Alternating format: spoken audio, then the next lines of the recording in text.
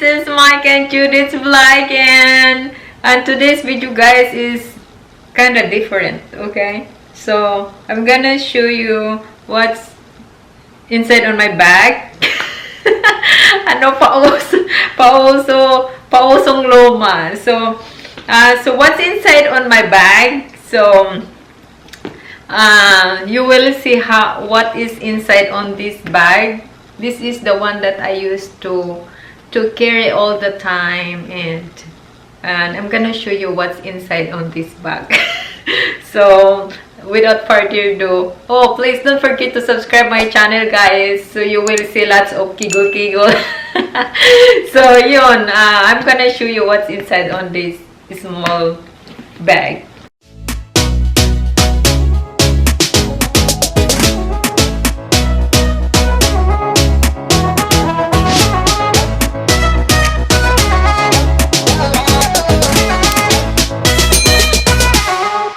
So let's start to open my bag. If you can see, I got here a phone, my phone, and I got a camera. This is my GoPro that I used to use a vlogging in outside. You know, it's very handy because it's very small. And I got my lipstick. My lipstick, guys, is almost empty. This is an elf. Yeah, this is my favorite color. And I got my small alcohol, that one. And I got my wallet. My wallet is hindi yan siya ano, guys. Ano lang yan siya, what is that?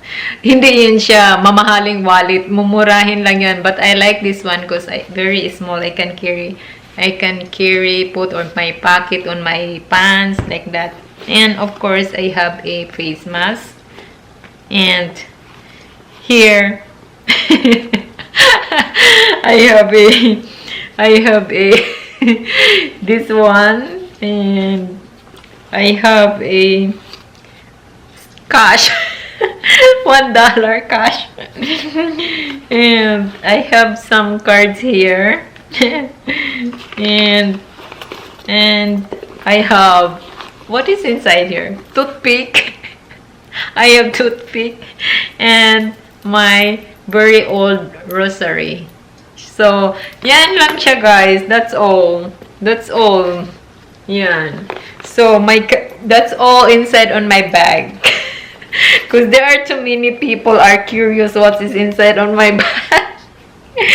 So you have to put it back here.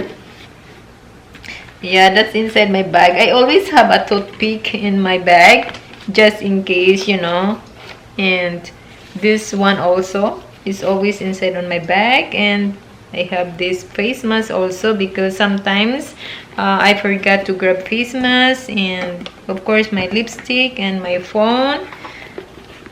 And of course my camera. Yep, that's it. And yes, and that is always ready to go, you know.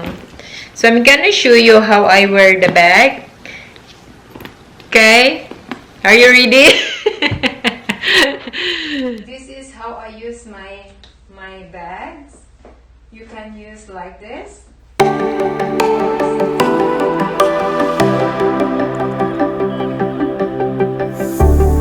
Knowing your body feels so tired. And of course you can also, usually if we go out for dinner, I use like this. It's very comfortable if I use like this, you know. Get out of bed. You put your heart on a letter to chase it away. And of course you can also use like that. Got sun and it's all because of you. Hey, what's gonna give you more time forever? But if you are in Philippines, to make your bag safe, you have to use like this. Always save your bag in front of you. Know what they say, only time will tell. You know what they say. Guys, that's my vlog for today. Thank you so much for watching, and this is Mike and Judith's vlog. Bye! Keep safe, everyone!